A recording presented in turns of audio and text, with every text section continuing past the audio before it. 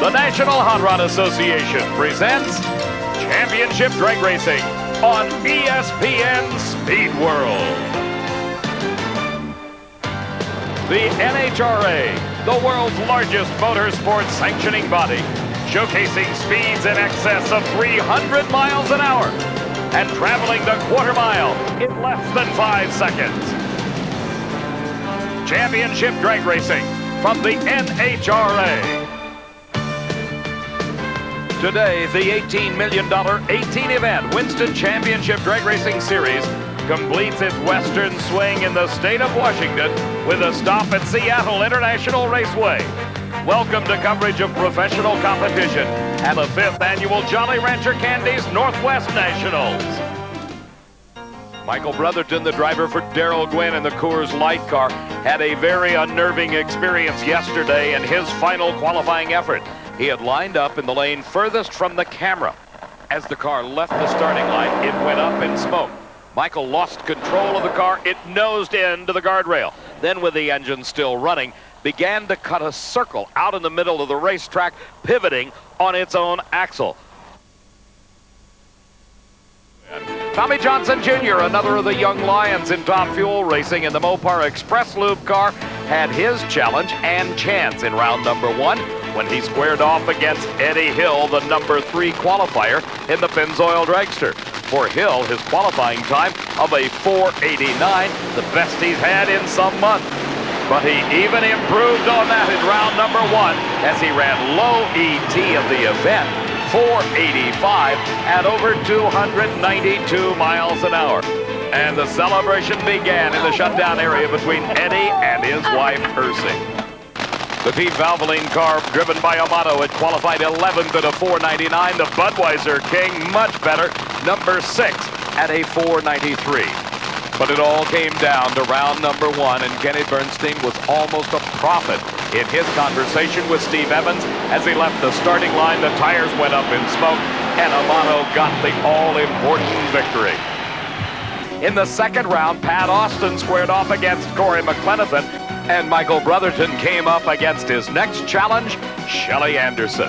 For Corey Mack, his qualifying time of 4:97 slipped to a 5 flat in the first round as he defeated Rance McDaniel, but he ended up with the lane choice as the Castrol car of Pat Austin smoked the tires in his victory over Danielle DePorter.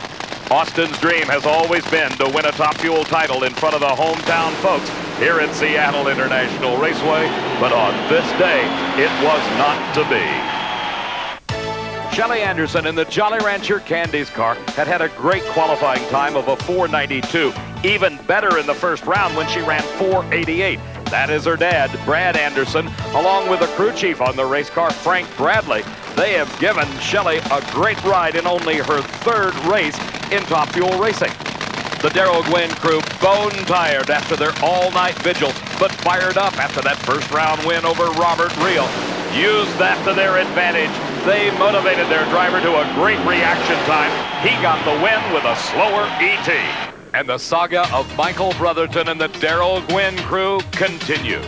On the other side of the ladder, still in round number 2 racing, it was Doug Herbert against Don Prudhomme, while the quickest car of eliminations, Eddie Hill, squared off against Joe Amato. On paper, the race between the Hugger Sportswear car of Doug Herbert and the Skoal Bandit of Don Prudhomme promised to be one of the best of the day. In round number 1, Prudhomme defeated Ed McCulloch with a great 4:87, while Doug Herbert almost matched his qualifying time. He ran 4:89 to lay away Kim LaHaye. Prudhomme with the lane choice took the lane nearest the camera. This seemed to be the lane of choice for the quicker cars. And it paid off with another great race as Prudhomme ran 4:90 to beat Herbert. Don Prudhomme, hot off his victory a week ago at Sears Point, California, continuing on that streak. Also on a streak was Eddie Hill. His 4:85 in the first round gave him a lot of confidence over Joe Amato. Up on the starting line, Tim Richards was upset about the position that Amato had placed himself in on the starting line. Just a quick flick of the hand gave the word to Amato to take it to the line. Amato was the master of his own destiny in this race. The door was open in the Winston points chase. The concern showed on Tim Richards' face, and it was justified as that door slammed shut. The final four of Top Fuel Racing finds Eddie Hill against Don Prudhomme with the snake picking the lane. The other side of the ladder, the Michael Brotherton story continues as he faces the young lion Corey McLenithan, who has the choice of lanes. Whatever the difficulty, not severe enough to keep him from meeting Corey McLenithan here in the semifinals. But for an already exhausted crew, it was just another problem that definitely was not needed. McLenithan has the advantage on paper. A 4:93 elapsed time in round number 2 gives him the lane choice over Mike Brotherton, who had a 4:95. The difference only 17 thousandths of a second, but that all-important lane choice could be the determining factor here. Of course, Brotherton has already overcome obstacle after obstacle, including the complete rebuilding of the front of that race car. Both drivers are set. And it is Brotherton outdistancing McLenithan 4:96 to move to the finals. The dream story continues for Darrell Gwynn's team with Michael Brotherton, the driver. Back at the starting line. Burnout's underway. This is Eddie Hill. He set low ET of the meet in round 1 at a 4:85, but fell off to a 5:01 in the second round. Don Prudhomme, the Skull Bandit, overcame a rather serious engine fire during qualifying to run a 4:90 in round number 2. That gives him lane choice. All-important race for Prudhomme as he is trying to get closer to Kenny Bernstein and Joe Amato in the Winston chase. Big problems for Hill, but bigger ones for Prudhomme. His engine is shut off, and Hill takes the win. It wasn't pretty, but it puts him in the final round. Eddie Hill, a 6:11 at only 194 miles an hour. Smoked the tires right off the starting line. For Don Prudhomme, obviously something breaking and shutting that engine off. Maybe it was an electrical problem like they had back in the pits. Watch an instant replay. Hill in the far lane and Prudhomme in a great side-by-side race. Hill losing traction under normal conditions. That would have given the race to Prudhomme. But you see the raw fuel coming out the exhaust headers. That indicates that his motor is shut off. And Hill goes to the finish line at 194 miles an hour, headed to the final round. Michael Brotherton may have gotten the break he needs. He'll pick his lane in the finals against Eddie Hill. Warren Johnson came into Seattle with nearly a 1,200-point lead in the Winston chase over Jerry Ekman. Scott Geoffrion third, Don Beverly and Larry Morgan round out the top 5. Second-generation drag racer Rusty Glidden had a memorable race at Seattle. He qualified 11th with a 7:23 and raced the Dynamax Pontiac of Jim Yates, who qualified 6th at a 7:20. And the Motorcraft team car performed to perfection, as did Rusty Glidden when he won his first ever NHRA national event round victory, upsetting Jim Yates in round number 1 of Pro Stock. Rusty Glidden was excited. You can sure hear it in his voice. The second round pairings found Warren Johnson against Mark Howick, and Rusty Glidden raced Jerry Ekman. The early season points leader and 3-time winner thus far this season, Jerry Ekman, has had nothing but problems, performance troubles here in the middle of the season. Earlier today in the second round, Rusty Glidden let that emotion bubble over, manifest itself in a way that every racer hates. He red-lighted on the starting line. The Pennzoil Pontiac got a break and 200 more points in his effort to catch up with Warren Johnson. 7:32 elapsed time, 190 miles an hour, still not the kind of performance that Ekman wants. Mark Bowick's been having his performance problems as well. But in the second round here at Seattle, he squared off against Warren Johnson, the number 2 qualifier, with a 7:14. Bowick had been running consistent 7:20s. A 7:19 in round 1 for Johnson earned him the lane choice. Since his first ever national event victory at Houston earlier this season, Mark Howick had been an early round casualty at other races. And in round number 2 at Seattle, Warren Johnson was definitely the favorite. But Mark Bowick paid no attention to what was on paper. He outdrove the Winston points leader for a very close victory. The elapsed time, 7:22 for Powick, a 7:21 for Johnson. It was the starting line advantage for Powick that got him the win. The other side of the ladder, Scott Geoffrion raced Paul Rebeschi, Bob Glidden against Don Beverly. Rebeschi had qualified with a 7:23 and got a break in the first round when Bruce Allen had problems and slowed to a 7:33. Meantime, Scott Geoffrion had qualified first at a 7.139, tying the NHRA national record. He currently is the holder of that mark and needed to run quicker than that time to set the record at Seattle. But he did not do it here in round number 2 as he laid away Rebeschi with a great 7:26 to a losing 7:28. That victory advanced Geoffrion into the semifinals of Pro Stock. Don Beverly, the driver of the Team 2 Oldsmobile owned by Warren Johnson Racing, challenged Bob Glidden in the Motorcraft Ford Pro. Bob had watched his son Rusty red light earlier in this round, and thoughts of that mistake may have been on Bob's mind when the tree went green, because Glidden was over 0.2 of a second late off the line.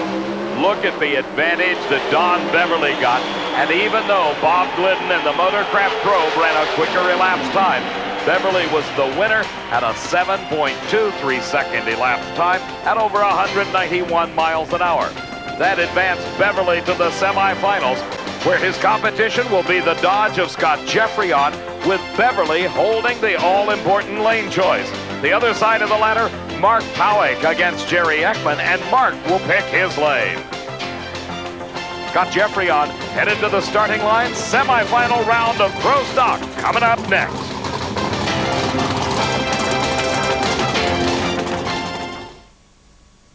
How are those worlds? The question in Seattle is, can the dream story of Michael Brotherton and the Darrell Gwynn car have that storybook ending? Can they beat Eddie Hill in the Top Fuel final? We'll find out a little bit later on, because right now, Pro Stock semifinals is on the starting line. Here is the Team 2 car, driven by Don Beverly. This Oldsmobile is challenging the Dodge Daytona, driven by Scott Geoffrion. You're on board in the Scott Geoffrion Dodge Daytona as he creeps forward into the staging beams, concentrating on that Christmas tree out the right-hand side of the windshield.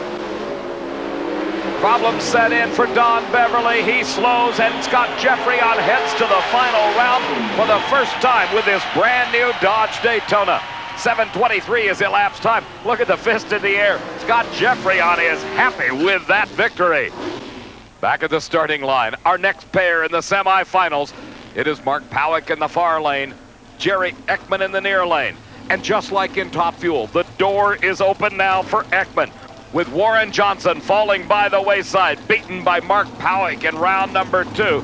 Jerry Ekman has the opportunity to win more rounds. When you win a round, you earn 200 points, and he needs every one he can get to draw closer to the leader.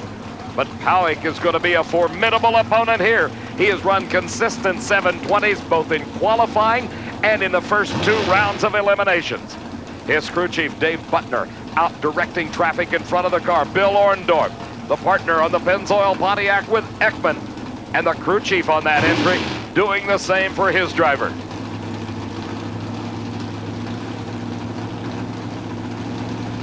Both drivers taking their time about staging.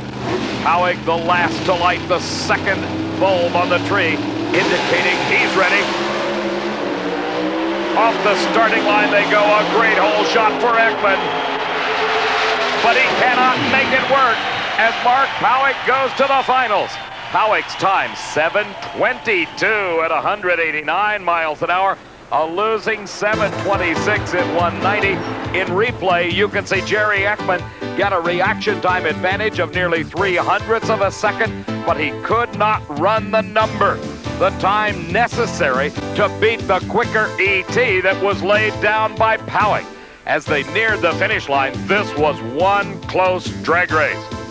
Powick on the far side had to come from behind, and he did it in style, winning this race by only 6 thousandths of a second, just about a bumper length. The finals of Pro Stock, the Dodge of Scott Geoffrion against the Oldsmobile of Mark Powick. Here now is the semifinals of Funny Car Eliminator. Paul Smith in the far lane, Gary Clapshaw in the near lane. Clapshaw has the lane choice and has surprised everybody by moving over here into the lane nearest the camera. This had not been the lane of choice for the funny car racers throughout the day. And Clapshaw has problems. He gets out close to the guardrail, has to lift. That lets Paul Smith streak across the finish line into the finals.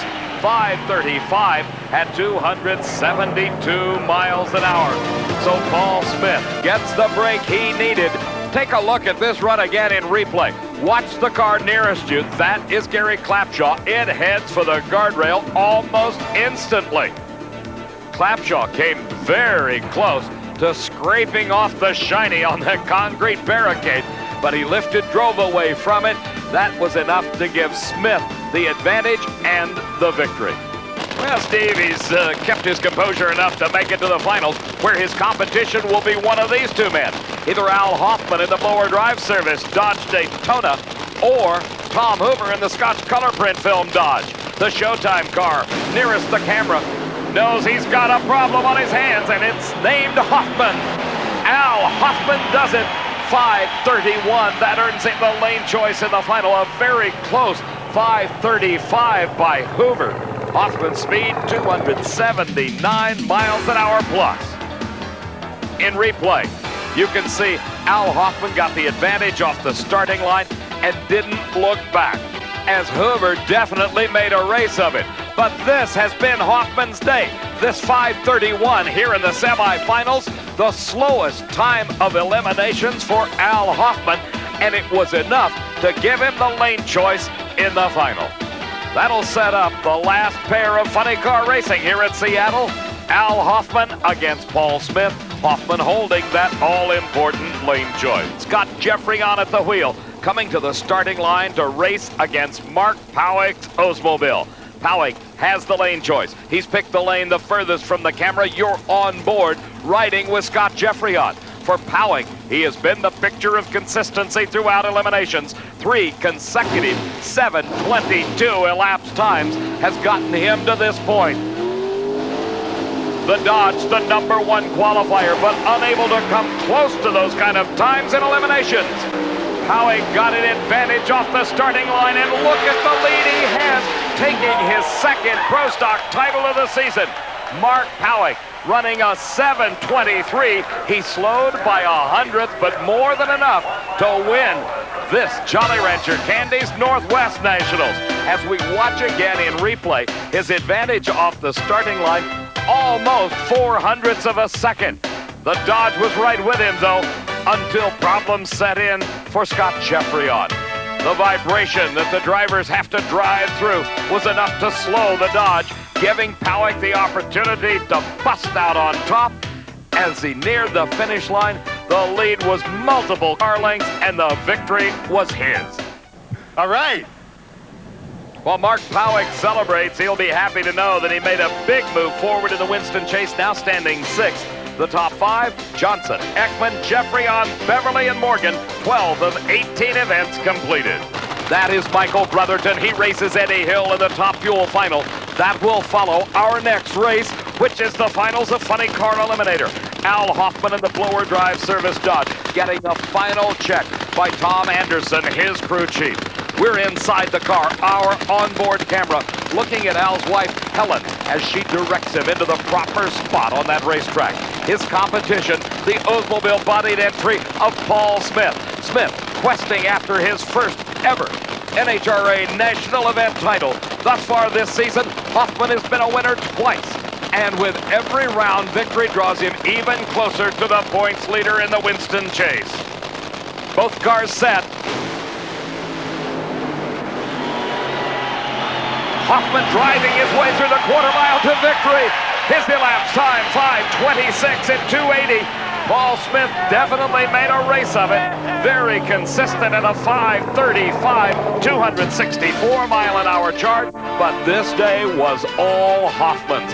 Watch the car in the far lane. The reaction time war was won by Smith, but it made little difference as the performance was definitely Hoffman's.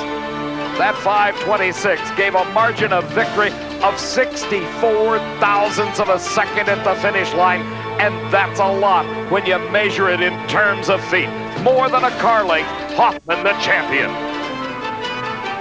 Al, a flawless performance all day. Congratulations. What did he run on that round? 26. Yeah, that's just what we were shooting, boy. Tommy hits it right on the head all the time. He's just incredible. The BDS Dodge Daytona just did it again. And I'd like to thank all my sponsors, Pennzoil, Mr. Gasket. I mean, everybody that's just backed us up 100% on this deal. And maybe we can start paying a little bit back to him, getting some coverage for him. My wife, Helen, Jeremy Lindsay, Brian McDermott. You know, I don't ever want to lose them guys because I think they're the best in business. We just did that motor deal in 45 minutes and had it running again. So I'm pretty happy with the way everything's gone this weekend. Give yourself a pat on the back, too. Thanks. The entire team earned this one. The Al Hoffman crew into the winner's circle and getting closer to John Force and Cruz Pedregon. Hoffman stays in third. Del Worsham is fourth. Tom Hoover number 5 in the points chase. With 6 races remaining in this season, the big question is, can either Pedregon or Hoffman catch John Force? Buzzy Carter says, this race is ours. We've got low ET of eliminations. We, of course, the Pennzoil team with their driver, Eddie Hill. But they've got one thing working against them, and that is the dedication, motivation, and the emotion of this crew with Michael Brotherton at the wheel. What a story this has been, from the crash yesterday and qualifying to the overnight rebuilding of this race car. And Ken Veeney, as the crew chief, has done an absolutely brilliant job consistently in the 490s. Brotherton driving as well as he has all year long. Now, look at that. Ken Veeney says, hit it. And Michael Brotherton answers back in kind. There's the brand new nose piece and front wing on the Coors Light car owned by Darrell Gwynn. Darrell, as we told you, is in Florida. He gets a phone call after every round of racing from his dad. What will this one be? Are we winners, or did we finish runner-up?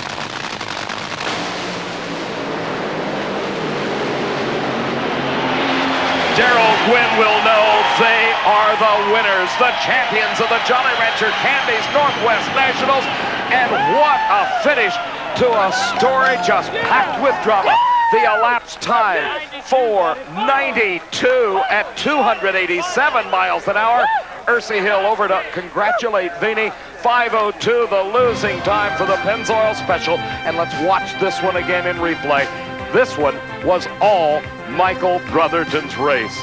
Eddie Hill got a slight advantage at the starting line, but he could not parlay it into a victory, as Brotherton had one of the greater runs of the day.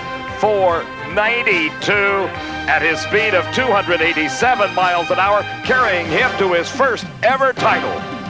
Eddie Hill and Michael Brotherton, a pair of champions. But on this day, Michael, you're in the spotlight for the first time. I tell you, it feels good. Not me, the crew and the owner of this car, Darrell Gwynn, and everybody that had faith in me. I mean, we were on our head twice this year, and when we left last night, I told them we were going to fix it and win this thing. And What a gritty performance by everybody. man, I'll tell you, we're a little tired, and my wife Beth couldn't make it, but believe me, we pulled this one out. And I want to say thanks to the Safety Safari. They were on top of that yesterday, and that makes me feel real good. For all the sponsors, thanks for sticking with me. Darrell, wish you could have been here, buddy. It was a great day. Steve, it was a day that nobody on that team will ever forget.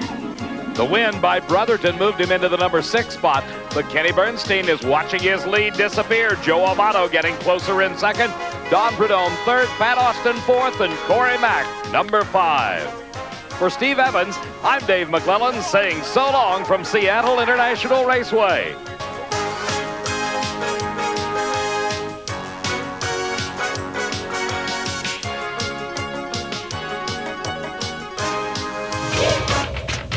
A